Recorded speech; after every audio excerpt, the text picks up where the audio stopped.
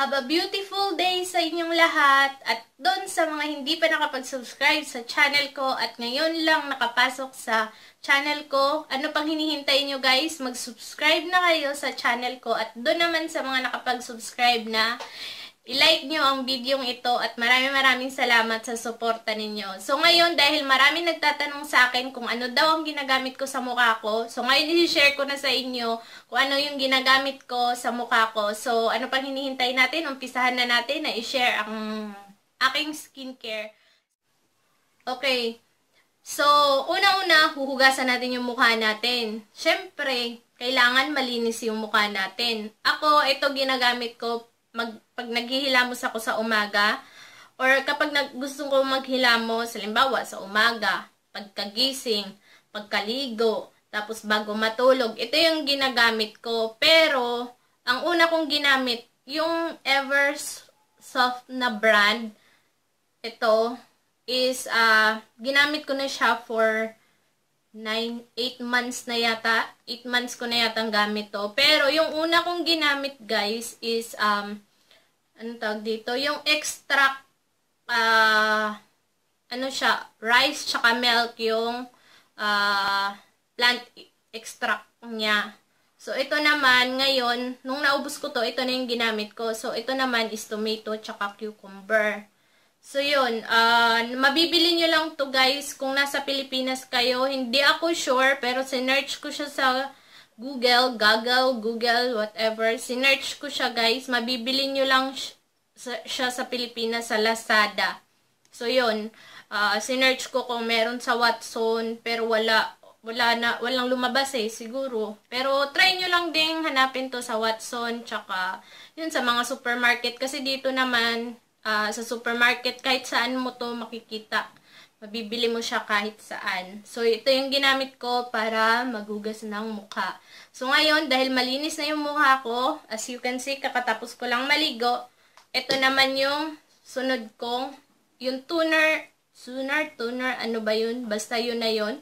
Na ginagamit ko is itong Nivea. Ito, ginamit ko siya mga 3 months ko na yata itong ginamit. Pero talagang ginagamit ko noon is yung Eskinol lang na, alam mo yung cucumber na Eskinol. Yun lang yung ginagamit ko. Tapos nung naubos na yun, hindi ako makapunta sa Filipino store at wala na talaga akong magamit. Kaya sabi ko, punta ako ng Guardian o kaya ng Watson dito. So, ito din kahit saan makikita mo to sa mga market dito sa Singapore. Sa Pilipinas, sinearch ko siya. Mabibili mo siya sa Watson, Lazada. Yun ang nakita ko kung saan to mabibili. Pero sa tingin ko yata, parang nung nagpunta ko ng SM Supermarket ba? Oo, nung nagpunta ko ng SM Supermarket, nakita ko to. So, mabibili nyo yata din to sa Pilipinas, kahit saan.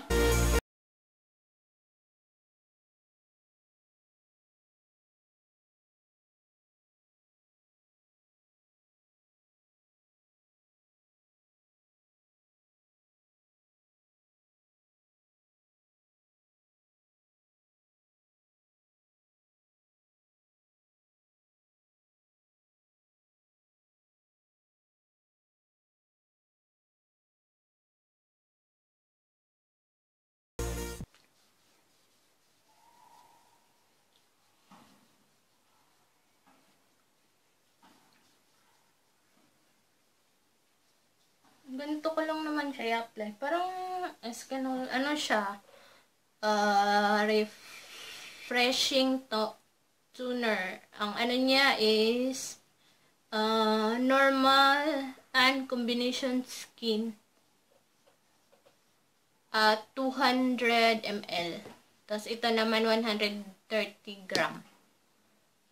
So, yun lang naman guys. Tapos, ayan, as you can see, wala namang So, yun. At, sino naman kayo dyan sa double chin ko? Double chin ba? Chin? Ewan ko, basta kay Bisaya, manggudoy.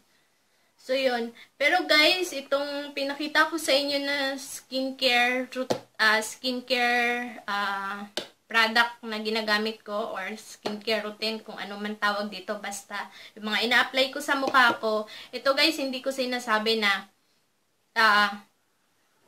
ito effective, sinasabi ko effective to sa akin, pero hindi ibig sabihin na effective sa akin is magiging effective din sa inyo.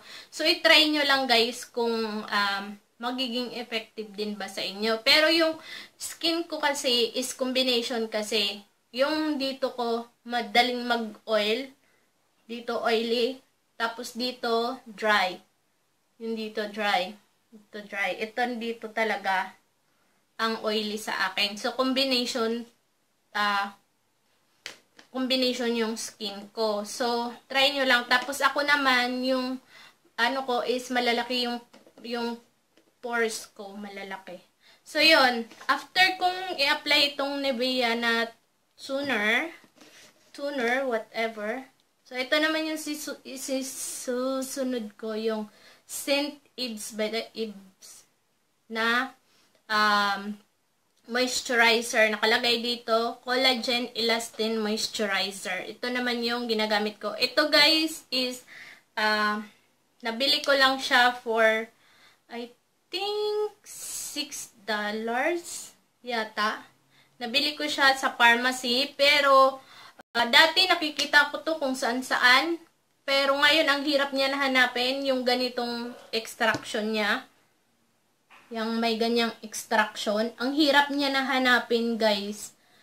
Di ko alam kung phase out na ba siya sa ano. Kasi ito, ano na to 4 years ko na tong ginagamit. Ito siya. Itong, ilang, ano ba to? Ilang grams? 283 grams siya. Ayan o. 283 grams. 4 years ko na siyang ginagamit, guys. So, yun. Ito talaga yung maganda. Kasi, kung makikita nyo, yung mga ingredients niya. So, yan. Ito naman ang ilalagay ko. So, kukuha lang ako ng ganyan. Tapos, gaganyan ko lang siya. Tapos, ganyan. Ganyan lang.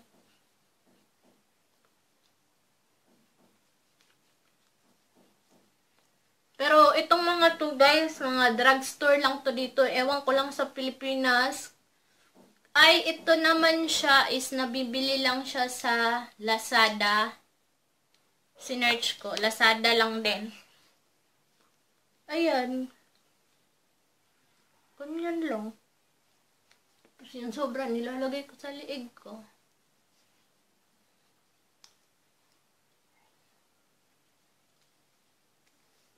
Tapos dito, nilalagay ko lang yung kung may sobra pa yung feel ko na meron pa sa kamay ko. Nilalagay ko siya dito. Ganyan. Tapos, minsan, wala sa timing din kasi yung pag-skincare ko. Kung kailan lang ako pagkatapos ko maligo, tapos pagka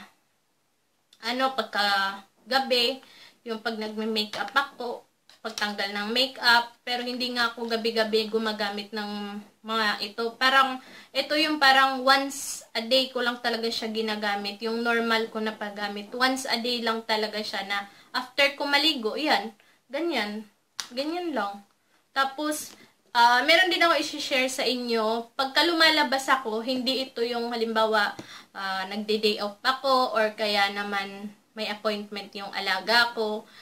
Basta pag lumalabas ako ng bahay na matagal ako sa labas, hindi ito yung ginagamit ko na moisturizer sa mukha ko. Kung hindi itong sa Guardian na yung ano nila, Daily Sun Protection Face Cream. Water-based sunscreen. SPF 50. Ito, ang bili ko dito is $7.95. Ay, $7. O, tama. Nung binili ko to, ano siya, offer siya. $7.95 nung binili ko to. Pero, ang regular price niya is $11. Ang regular price. So, ito, siguro, ma-order nyo lang din to, mabibili nyo lang din to sa Lazada. Wala din siguro to sa Wala din siguro to sa Watson kasi Guardian nga to, di ba? Hindi naman pwedeng ang Watson magbebenta ng Guardian. So, siguro Lazada and Shopee. Try nyo lang tong i-check, guys. At gustong-gusto ko to. Ginamit ko na to for 10 months ko na tong ginagamit. Maganda din siya na pang makeup base. Ito yung ginagamit ko na pang makeup base ko. Bago ako maglagay ng yung halimbawa face powder o kaya foundation, ito muna yung nilalagay ko na parang moisturizer, tapos moisturizer na siya at ano pa siya, may SPF na siya, so sunscreen na siya. So yun, ito lang yung mga ginagamit ko. Dun sa mga nagtatanong, ayan, yan lang yung ginagamit ko at hindi yan lagi-lagi. So yan lang ang mga ginagamit ko na product. So, I hope nag-enjoy kayo sa channel na to. At sana, nakatulong din sa inyo. Subukan nyo lang din, guys. Basta, para sa akin, maganda siya. At, ito, dalawa na kami ng kaibigan ko nitong gumagamit na talagang nagustuhan talaga namin ng sobra-sobra. So, yun lang naman. Ano pa bang sasabihin ko? Kasi maglalagay pa ako ng kilay.